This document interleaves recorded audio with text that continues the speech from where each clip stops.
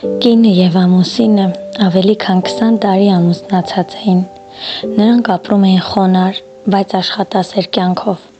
Օրերն անցնում էին աշխատանքի, տան, հոգսերի եւ երեխաների խնամքի մեջ։ Նրանք այնքան էին տարված առօրյայով, որ միմյանց համար ժամանակ չէին ունենում։ Մի օր կինը, ով միշտ ժպիտով էր ընդունում կյանքի դժվարությունները, ամուսնուն առաջարկեց. «Սիրելիս, եկ մի օր թողնենք ամեն ինչ ու պարզապես միասին ինչ-որ տեղ գնանք, որ վաղուց երազում էինք»։ Ամուսինը համաձայնվեց։ Նա որոշեց, որ կնոջը պետք է տանի քաղաքից դուրս ամենաթանկարժեք ռեստորաններից մեկը, որտեղ երբեք չէին եղել։ Երբ նրանք հասան ռեստորան, կինը հիացած էր, շքեղ սրահ, մեղմ երաժշտություն, մոմերի լույսեր։ Նա զգում էր, որ այս պահին կրկին նորապսակներ են։ Ամուսինը նրա ձեռքերը բռնեց եւ ժպտալով ասաց. «Ներիր ինձ, որ այսքան տարի միայն հոգսերով ենք ապրել եւ մոռացել ենք, որ մենք էլ երբեմն պետք է պարզապես վայելենք կյանքը»։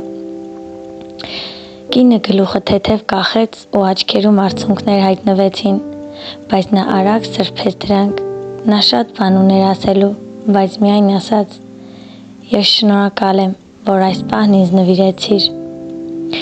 Հաջորդ օրերին ամուսինը նկատեց, որ կինը հաճախ է ընկճված ու հոգնած։ Մի օր կինը վերջապես համարձակվեց ասել ճշմարտությունը. «Սիրելիս, ես ծանր հիվանդ եմ»։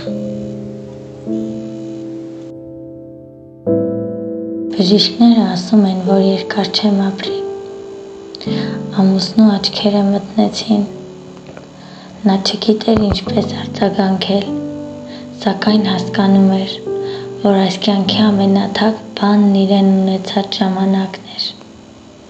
Հաջորդ ամիսներին նա ամեն ինչ անում էր,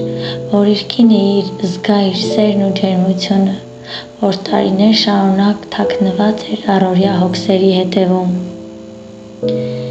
Կինը մահացավ։ Անցան տարիներ, բայց ամուսինը երբեք չդադարեց սիրել նրան։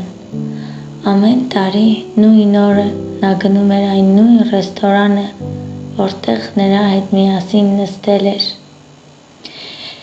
Մի օր, երբ հերթական անգամ այնտեղ էր, մատուցողը մոտեցավ։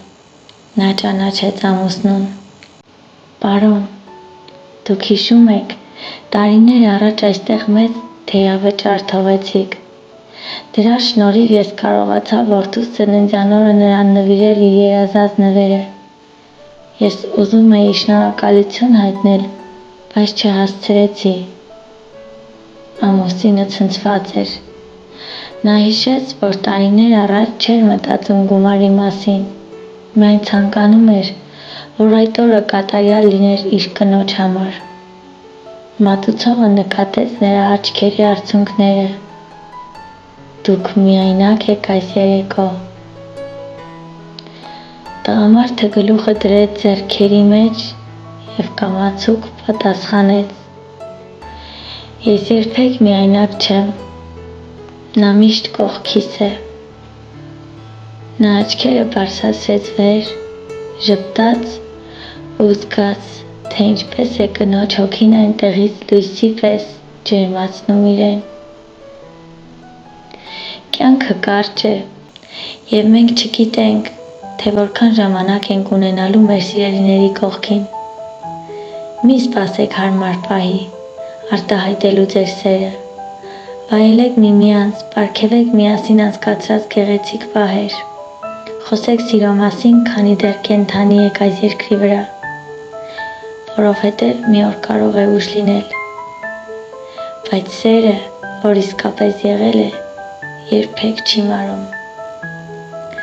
Հարգելիներս, շնորհակալ եմ, որ լսեցիք մինչև վերջ։ Եթե հավանում եք այս կոնտենտը, խնդրում եմ մեկնաբանություններում գրեք ձեր կարծիքները եւ ասեք, թե այլ ինչ թեմաներից կցանկանայիք, որպեսզի զրուցեինք։